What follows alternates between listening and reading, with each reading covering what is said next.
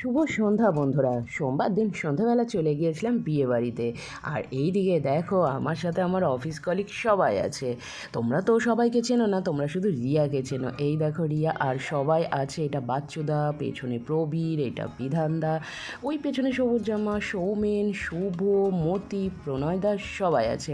তো প্রথমেই আমরা কনেকে গিফটটা দিয়ে তারপর চলে এসেছিলাম এই যে খাবারের দিকে। তো এখানটায় ছিল হচ্ছে চিকেন পকোড়া। তো চিকেন পকোড়াটা 2 রাউন্ড খেয়ে নিলাম।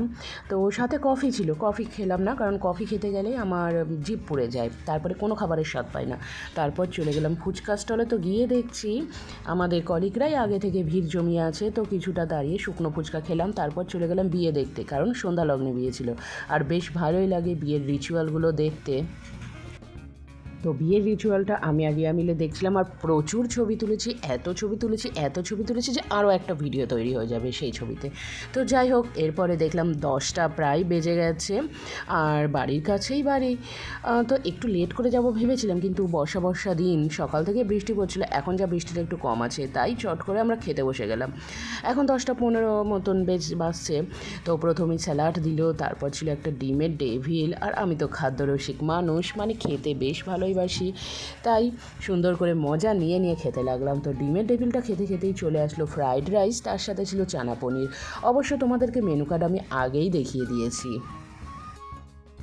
আর প্রত্যেকটা খাবারই ছিল অসাধারণ খেতে, সত্যি খুবই ভালো খেতে হয়েছিল। আর আমরা অফিস কলিগরা যেখানে একসাথে যাই, সেখানে আমরা সবাই একসাথে খেতে বসি, আর খেতে বসে ভীষণ মজা হয়, ভীষণ মজা। মানে আমাদের মজাই বোধহয় সবাই, আর যারা খেতে বসে তারাই দেখতে থাকে, মানে আমরা যা মজা করি।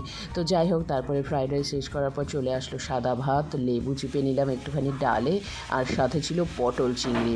আর তারপরে ছিল হচ্ছে সেই প্রতীক্ষিত আইটেম মাটন কারি। ওহ, যা হয়েছিল না, দারুণই হয়েছিল খেতে। তো এখানে আমরা সবাই মিলে বেশ ভালো করে জমিয়ে খেলাম। আর রান্না তো বেশ ভালোই হয়েছিল, তোমাদের আগেই বললাম। আর মাটন যেখানে থাকে সেখানে অন্যান্য জিনিসগুলো একটু একটু কম করে খাই, যাতে মাটনটা ভালোভাবে খেতে পারি। তো যাই হোক, আমার পছন্দ মতন পিসই আমি নিলাম, যেটা দিতে বললাম সেটাই দিল। মাটনের আমার সলিড পিসগুলো খেতে ভালো লাগে।